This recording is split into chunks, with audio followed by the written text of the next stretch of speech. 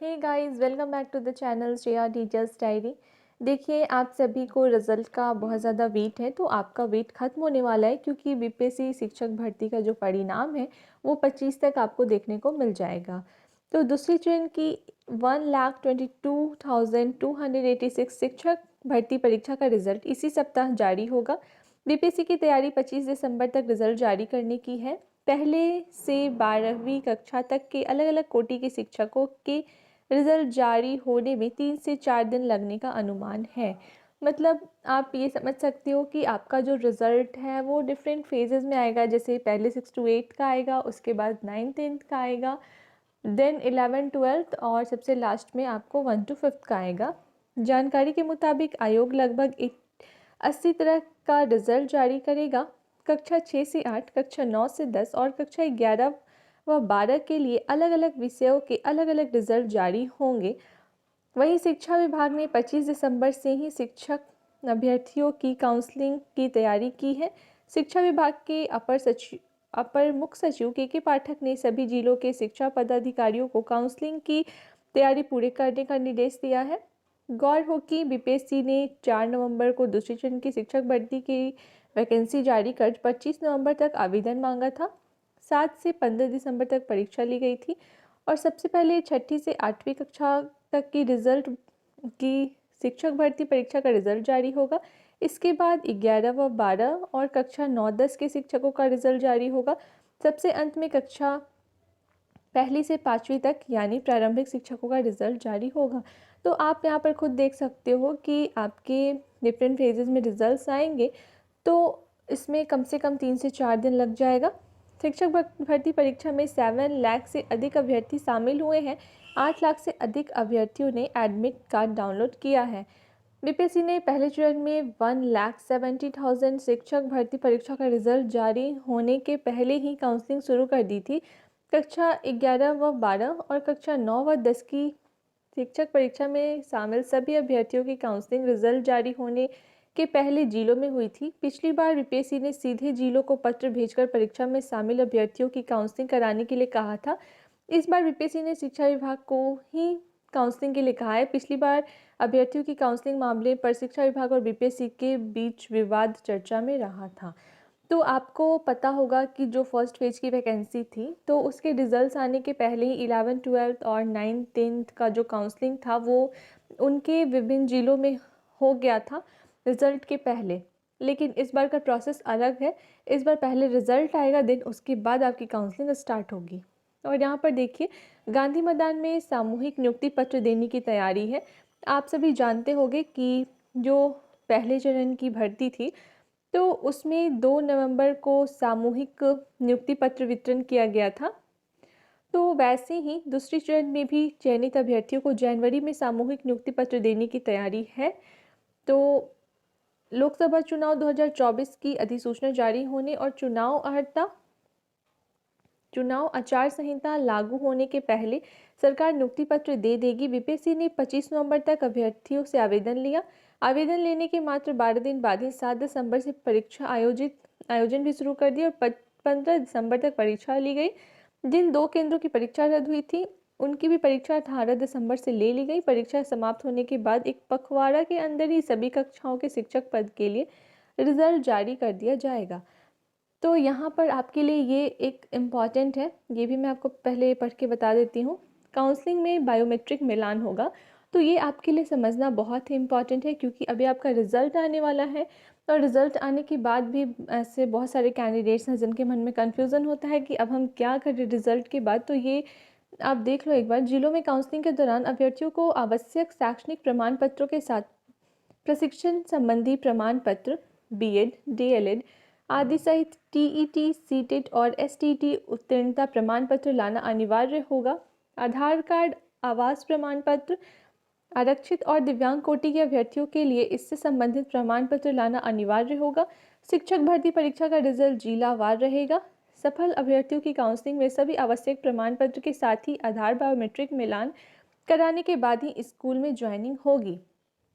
तो देखिए यहाँ पर आप ये समझ सकते हो कि आपकी जो काउंसलिंग होगी उसमें आपकी बायोमेट्रिक मिलान होगी, आपका जो आधार कार्ड होगा उसमें जो नंबर होगा तो उससे ओटीपी आता है, देन उसके बाद आपका बायोमेट्रिक मैच होता है और आपका ये जो भी प्रमाण पत्र है जो अभी तक आपके पास है, जैसे आपका 10th 12th ग्रेजुएशन का सर्टिफिकेट, फिर आपका जो सीटेट होगा उसका certificate, STET certificate, BEd, DElEd, ये सारे जो सर्टिफिकेट्स होते हैं और आधार कार्ड, ये आप अभी से अपनी सारी प्रिपरेशन कर लो, क्योंकि आपको रिज़ल्ट आने के बाद फिर मौका नहीं मिलेगा कि आप उसके बाद ऐसा कुछ करो। और जो भी आरक्षित कोटि के अभ्यर्थी हैं वो अपनी आरक्षित कोटि का जो भी आपके पास प्रमाण पत्र है वो रेडी कर लें।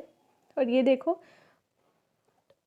आप यहाँ पर देख सकते हो कि 80 अलग अलग रिज़ल्ट जारी होंगे इस बार और 31,982 पदों पर सबसे पहले 6ठी से 8वीं कक्षा के लिए रिज़ल्ट जारी होगा। और मैं आपको एक बार बता देती हूँ,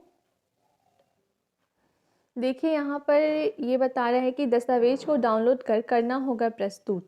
इसके पहले आपने देखा होगा टीआरई फेज़ 1 में आपने जो भी डॉक्यूमेंट्स अपलोड किया था उसी डॉक्यूमेंट्स पर बीपीएससी ने अपना लोगो लगाकर वाटर मार्क डालकर आपको दिया था और आपको वही जो सर्टिफिकेट्स था लोगो वाला उसको आपको प्रिंट करके वहाँ पर काउंसलिंग में देना था।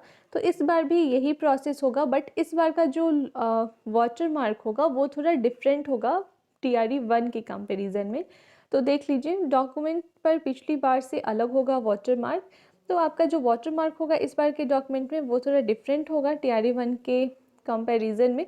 अभ्यर्थी द्वारा ऑनलाइन फॉर्म भरते समय अपलोड किए गए कागजात व दस्तावेज को डाउनलोड कर सत्यापन के समय समक्ष पदाधिकार व प्रशासी विभाग के समक्ष उपस्थित करेंगे। अभ्यर्थी द्वारा अपलोड किए गए सभी दस्तावेज पर डाउनलोड करने पर उसमें स्वतः रजिस्ट्रेशन सहित नया वाटरमार्क अंकित होगा जो पूर्व के वाटरमार्क से भिन्न होगा। आयोग के वाटरमार्क के बिना कोई प्रमाण पत्र मान्य एवं स्वीकार्य नहीं होगा।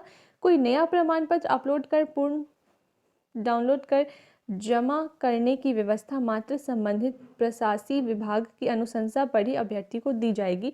मतलब कि यहाँ पर ये कह रहा है कि आपने अगर कोई भी अपना डॉक्यूमेंट गलत अपलोड कर दिया है तो वो भी बहुत ज़्यादा परेशान है कि अब हम क्या करेंगे।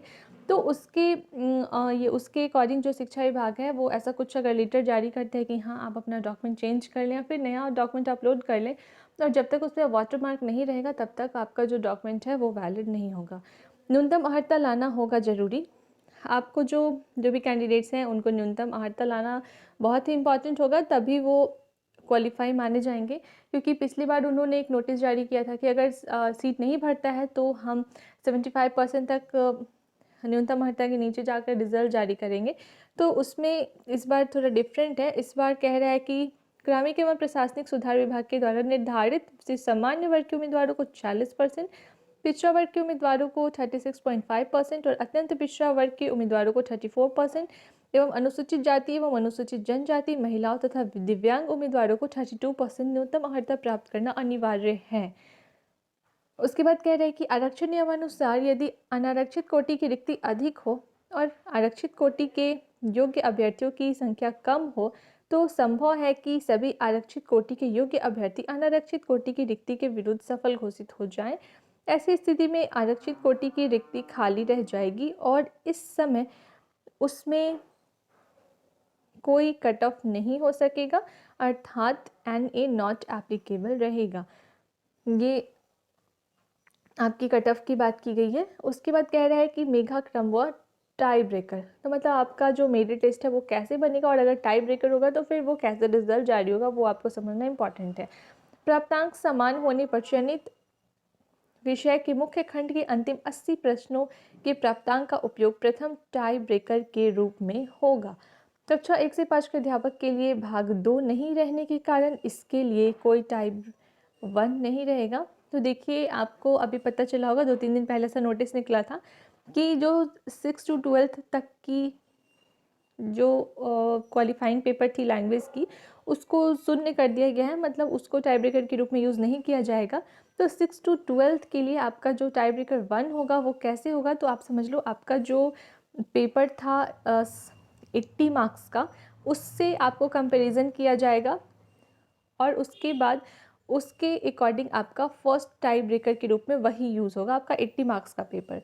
उसके बाद देखिए टाई ब्रेकर 1 के बाद भी समान अंक होने पर टाई ब्रेकर 2 में भाषा भाग के प्राप्तांक का उपयोग कक्षा 1 से 5 के लिए होगा और मध्य माध्यमिक व उच्च माध्यमिक में भाषा का प्राप्तांक टाई ब्रेकर 2 में नहीं रखा जाएगा।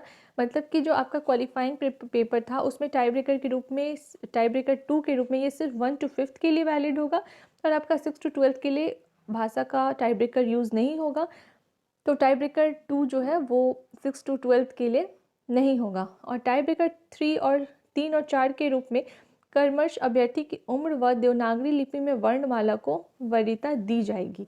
देखिए यहाँ पर टाई ब्रेकर 3 और 4 के रूप में ये कह रहे हैं कि अभ्यर्थी का उम्र, मतलब उम्र कहने का मतलब कि डेट ऑफ बर्थ के अकॉर्डिंग और उनकी जो देवनागरी लिपि में वर्णमाला है उनको वरीयता दी गई है।